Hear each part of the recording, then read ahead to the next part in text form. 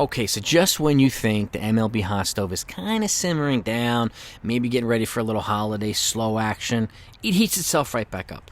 This happens all the time. We have some momentum going into the winter meetings. We have a couple of quiet days, but then you get boom, Xander Boegarts, boom, Jacob deGrom. You get all these different moves that keep happening. And it was a move that happened last night, about a half hour after the live stream. And thank you to everybody who joined the live stream last night, participated, give us feedback and everything. We had a great time. It was greatly appreciated. I always love doing live streams with you folks.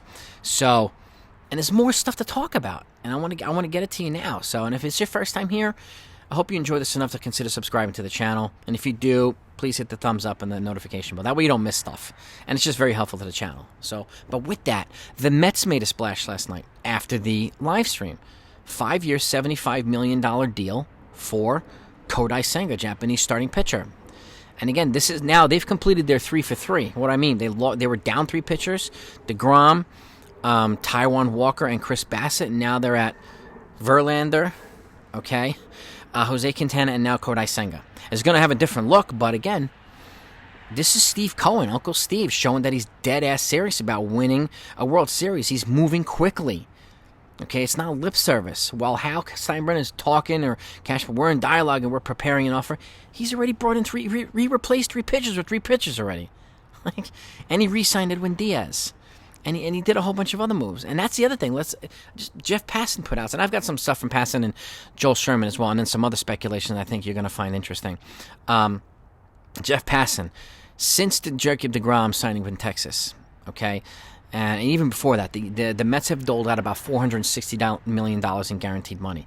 Edwin Diaz re-signing for $100 million. You got Justin Verlander, Brandon Nimmo, David Robertson, Jose Quintana, all the guys that they brought in, it's at about $460 million guaranteed. Okay? Lots of money. Lots of money. But again, this is what the Mets need to do to win. And they're owning the headlines in New York right now. But again, owning the headlines doesn't mean anything. Doesn't win you the World Series. Okay? These folks have to stay healthy and they have to perform. Performance is not potential. On paper doesn't mean championship. So all these things notwithstanding, he did make, there is some speculation that he's not only satisfied with the pitching, which I'm not surprised. It takes him out of the Carlos Rodon market, and apparently the Yankees are preparing an offer in the next 24 to 48 hours for Rodon. But he's looking to make one more significant move, and he wants to do it on the offensive side. And they pointed out third base specifically, okay? Eduardo Escobar has played there for this past year. I think it was on a 2-year deal. Played well, had some big hits, did a good job. But they're looking to upgrade a third base. And they mentioned Mr. Carlos Correa, who's good friends with Mr. Francisco Lindor, as an option to an upgrade. And again, to me, if I'm going to see, like the way, we heard that the Yankees are working on something big. But to me now, it's more of a, well, as it pertains to Carlos Correa, it's more of a smokescreen, lip service than anything else to get people fired up and blah, blah, blah. And would I be upset if it happened? No. But do I think it's going to happen now? Now that the Mets have mentioned it? No, I don't. I think that if anybody's going to bring him in, it'll be the Mets. And again, keep in mind, too, with all the outlays that they've had, their current payroll is at $345 million. And then when you add the penalties to the Steve Cohen threshold level, and now being a repeat offender, they're already at $421 million outlay for the year. Again, that's what they're going to have to pay with payroll and penalties. Okay?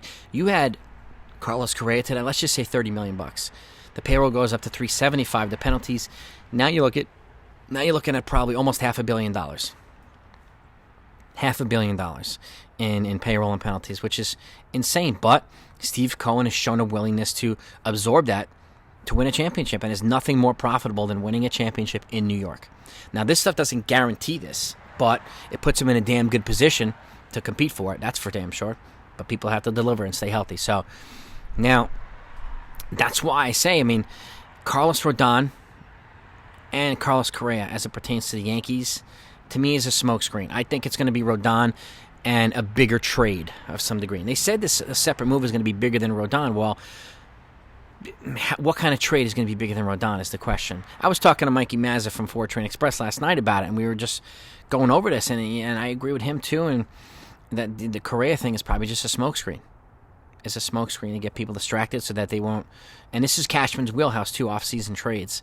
So this is one of the things he does better than the trade deadline. So, but which trade would represent filling Yankees need that would actually be bigger than Carlos Rodon? Well, to me, there's a couple of teams that present themselves. The number one is the Pittsburgh Pirates. We talked about Brian Reynolds. I have repeatedly. But Brian Reynolds himself is not bigger than Carlos Rodon. Brian Reynolds and David Bednar, bigger than Rodon. So both of those moves, in my opinion, need to happen. So, but that team's probably the best fit, and they have a good trading history, but it's going to cost a ton. A shit ton. So now let's move over to another team like maybe the Arizona Diamondbacks. Now, I don't know who their good relievers are, but they've got Zach Gallen in the rotation, which could serve as another add rotation. So you get a Rodon and a Gallen. Okay. And then you can add another one of these young dynamic outfielders. None of them are Brian Reynolds. Not even close. But having tons of years of control is a good thing, and it can allow, it would make it easier for the Yankees to absorb Carlos Rodon and somebody else if they want to do that as well. So those two teams, to me, present themselves as logical fits. Pirates probably having the lead. Bednar and Reynolds, we've talked about that one too. That would be a huge blockbuster for the Yankees if they could do that. Power arm in the bullpen under control through 2027, and a switch hitting, probably leadoff hitter or number 2 hitter for the Yankees. He's a solid player all across the board under control until 2026. So controllable years is gold. On the cheap, both of these guys too. This isn't a guy making $20 million a year they're trying to trade. He's making $6 million. He's making less than Gleyber Torres. So now he's not as cheap as these young kids from Arizona, but he's better than them. So, and they know it'll make it easier for them to capitalize on some prime years from some other players that they currently have now. So, but if they make a trade with Arizona and get one of them kids, okay. Hopefully he performs. Hopefully it pans out. So, but to me, the big trade that's bigger than Rodon is David Bednar and Brian Reynolds. You let me know what you think. Load up the comments. Okay, let's get into this one because this is going to be fascinating. And I could see a deal, honestly, with the Mets and Correa presenting itself in short time.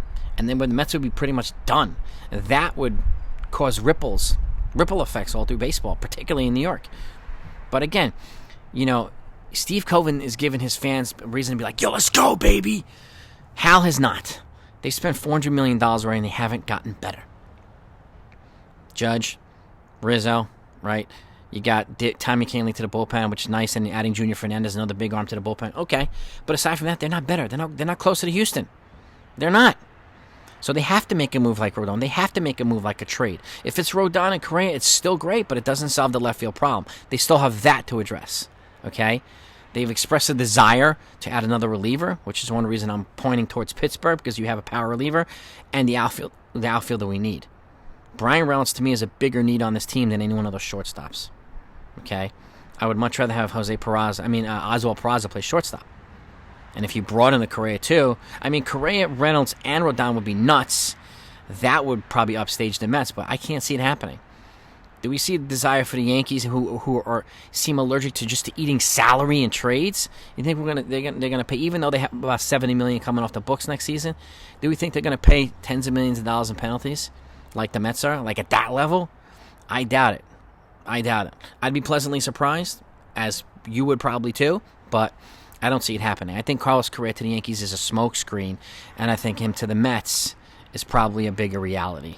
I hate saying it, but it is what it is. And the fact is, he's an impact player. And the Yankees need impact players, just like the Mets do. So, we'll see what happens here, what happens. And I'll keep you posted on anything. Like I said, I normally don't go on Sundays, but you can't not put this stuff out. This is good stuff, especially the Senga news last night, and you gotta put it out. So anyway, have a great day, everybody. Be safe, and I'll talk to you next time.